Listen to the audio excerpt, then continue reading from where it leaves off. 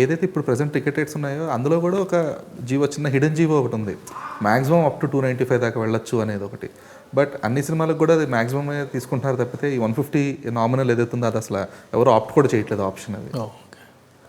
అది నాకు తెలియదండి, మనం అప్లై చేయలేదు కాబట్టి మనకు ఆ గొడవ అప్లై చేయలేదు, బట్ మోస్ట్లీ ఎవరు ఆప్ట్ చేయట్లేదు. ఇది ఒక ఎగ్జాంపుల్ చెప్తానండి, మన దాకా వచ్చేదాకా తెలియదండి నాకు కూడా. టికెట్ రేట్ అనేది రీసెంట్గా ఒక మూవీకి వెళ్ళాను, నేను ఎప్పుడు టికెట్ కొనలేదు, ఎవరో ఒకరు కొని ఉండేవారు.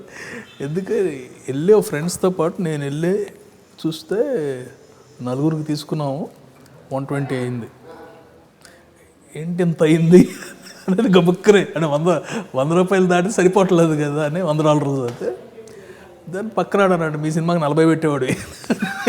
సో అదేంటంటే మన దాకా వస్తే you will understand the reality, అంటే ఎంత ఎక్కువ పెట్టామా అని.